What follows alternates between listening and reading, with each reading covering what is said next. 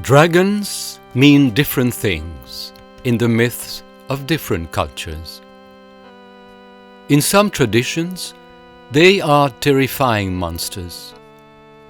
But in the Far East, they are often wonderful creatures. How can we understand these contradictions? We find the key in Sri Aurobindo's writings. There, the dragon usually symbolizes the inconscient. In Savitri, the dragon of the dark foundations keeps unalterable the law of chance and death. In the Life Divine, he writes, "The black dragon of the inconscience sustains with its vast wings and its back of darkness the whole structure of the material universe. Its energies unroll the flux of things. Its obscure intimations seem to be the starting point of consciousness itself and the source of all life impulse." But Sri Aurobindo also writes, "The inconscience is an inverse reproduction of the supreme superconscience." So, besides the dragon of the inconscience, there is also a dragon of the superconscience. In the Veda, it is called Ahi Budnya. Sri Aurobindo translates this as the mystic dragon of the foundations. These are not the dark foundations below, but the luminous foundations above. The white fire dragon bird in Savitri is a dragon of this type. Here, we glimpse the secret of the mother's connection with dragons. This is a passage about Savitri as a young girl. Almost they saw who lived within her light, her playmate in the sempiternal spheres, descended from its unattainable realms, in her attracting advent's luminous wake, the white fire dragon bird of endless bliss, drifting with burning wings above her days, heaven's tranquil shield guarded the missioned child. The double nature of the dragon also explains what Sri Aurobindo means when he writes about the Divine Mother in Savitri. Alone her hands can change time's dragon bays. Time's dragon bays points to the dragon of the dark foundations, symbol of the inconscient. But this dragon is not to be slain like the monsters of mythology. It is to be transformed. But into what? Evidently, into its luminous counterpart, whose shadow it was all along. The dragon of the inconscient has changed back into the dragon of the superconscient. In this light, we can understand why dragons have been associated with some of the most important events in the history of the ashram. In 1926, on November 24, a day which we now know as Siddhi Day, an event took place which introduced the symbolism of the dragon. In the words of A.B. Purani, the day for which the mother had been waiting for so many long years came on the 24th November.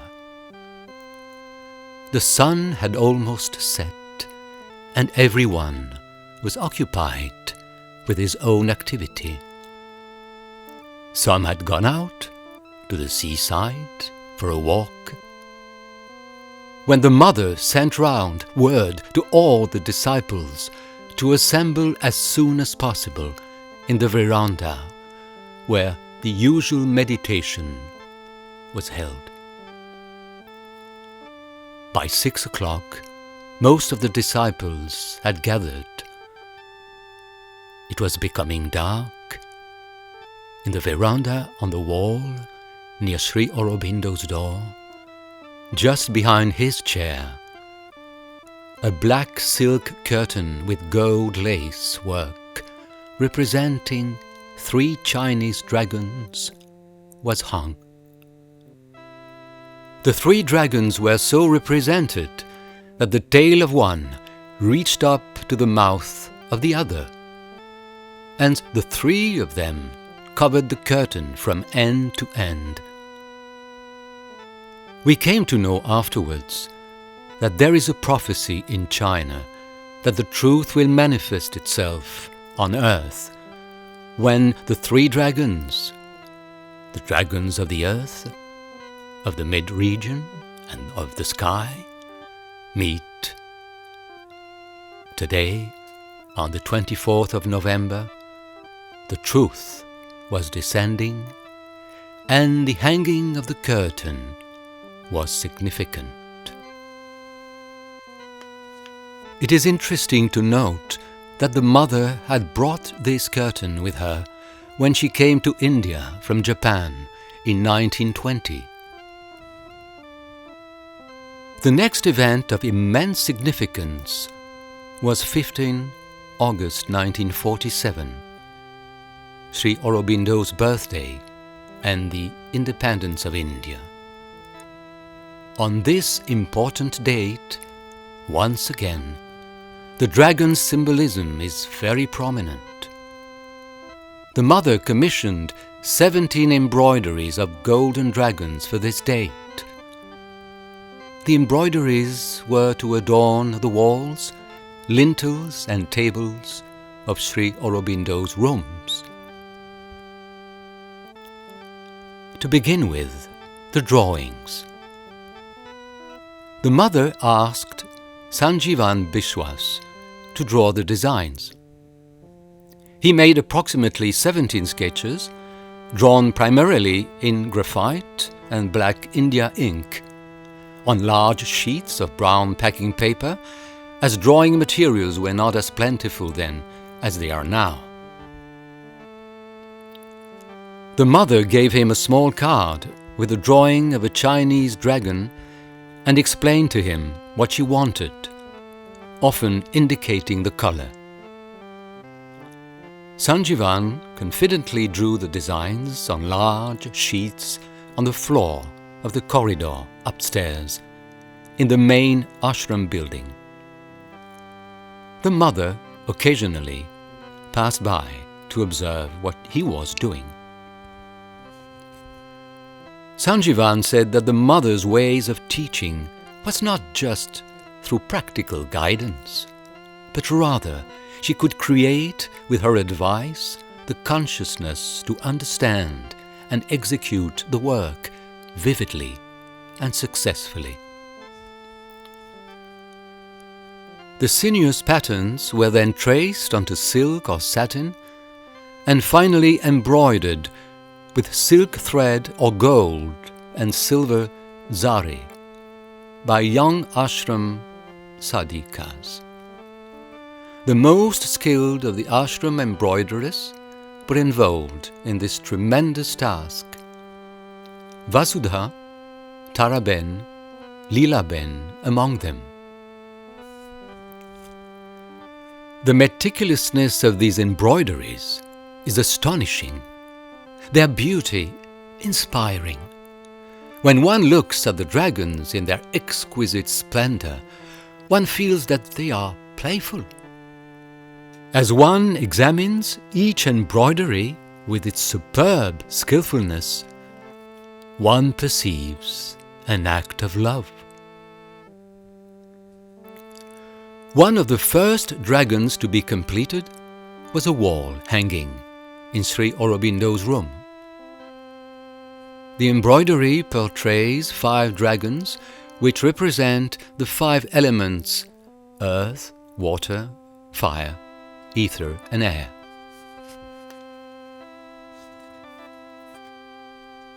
In a letter to a friend dated 1943, Sanjeevan referred to this piece. "I was busy," he wrote, "with the design of a 6 by 8 feet curtain. The subject was 5 dragons with a sun at the center and a border of flames along the upper 3 sides. I finished the design at around 2:30 at night and gave it to the mother this morning. The mother very happily said that she will get this magnificent design embroidered with silver and gold threads." The design of the 5 dragons was embroidered by Vasudha using a stitch called couching, or laid stitching, which involves 2 sets of threads, one that is laid onto the surface of the fabric and one that attaches the laid threads. As pure gold thread from Surat was used, each dragon is seen in a scintillating aura of gilded glory. "Magnificent it was when the work was finished," exclaimed Sanjeevan. This piece, as well as a few others, formed the Dragon's Corner at the exhibition of embroideries, laces and fans displayed at the Ashram Exhibition Hall on February 20 to 23rd in 1956. In her book, The Story of a Soul, Huta recollected, "I was really fascinated seeing an incredible set of 6 pieces made of heavy white satin. The enormous dragons, designed by Sanjeevan, had been embroidered in gold and silver thread by Vasudha and other sadhikas for the mother's couch and its accessories. In China, the dragon is considered to be spiritual strength. I was told by Vasudha, who was in charge of the exhibition, that the intricate and fine embroidery had taken quite a number of years. The mother had sat on the couch only once, for a while, on the Independence Day of India. This was ultra-symbolic, for she embodied the true soul of our country, Mother India. Elsewhere, another sadhika recounted that they had very little time to complete the set. They worked day and night, taking very little time in between to rest and to eat. Once, when they were feeling tired and the work slowed down, the mother came and sat down among them and told them that they must make friends with the thread. She said, "Your hand will know instinctively where to place the needle." Years ago, Taraben recounted to Sunandaben, "We used to embroider the bed covers and curtains for the mother and Sri Aurobindo in the room which is now the bulletin office. We sat on the floor around a wooden frame onto which the cloth was stretched for embroidering. There was no fixed time. We worked for hours. We had no watches to distract us. The mother used to come down to this room with a tray of glasses filled with juice. She would smile and say, "Put your needles down, mes petites, and relax your eyes. They need rest." Then we would drink the juice brought by our sweet mother, while she appreciated our work. Sometimes she even guided us. The mother's dragon drawings have recently received the same loving, devotional care that went into the embroideries. In 2007, the Archives Conservation Lab, under Barbie's guidance, undertook the formidable task of repairing the patterns. They were in a deplorable condition, having spent years folded or rolled up in overstuffed trunks. The project to preserve these historical drawings took about 7 years. The conservation work began by placing the patterns in a humidification chamber, allowing the brittle paper to relax so it could be flattened under weights. Then each pattern was pieced together. Some were so fragmented it was a challenge to match the right snout or the right claw with the right dragon. When completed, each pattern was interleaved with acid-free buffered paper, rolled onto a long tube for support, wrapped in soft muslin cloth for protection, then inserted into a large tube.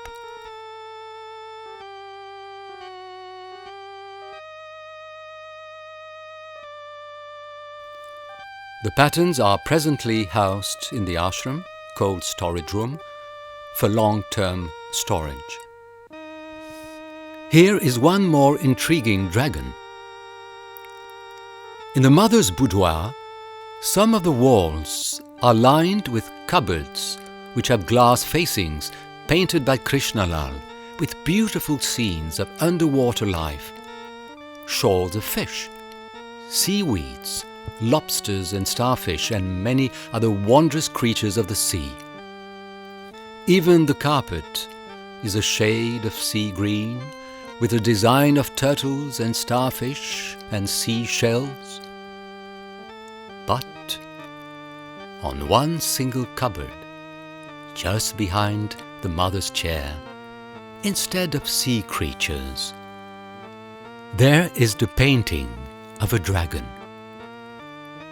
When Gauridi was a small, shy girl of 9, the mother asked her to say bonjour to this dragon every day.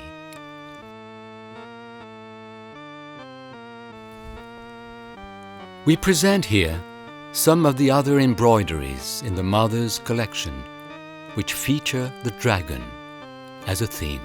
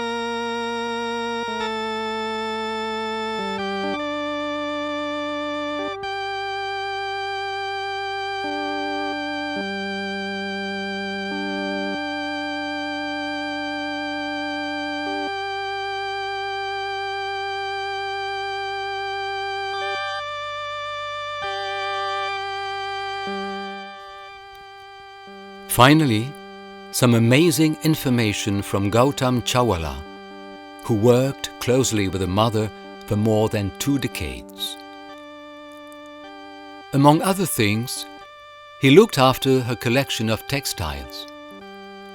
When he brought out the dragon embroidery used on 24 November 1926 and asked the mother what he should do with it, she replied, "Keep it carefully. We will use it again when the transformation takes place."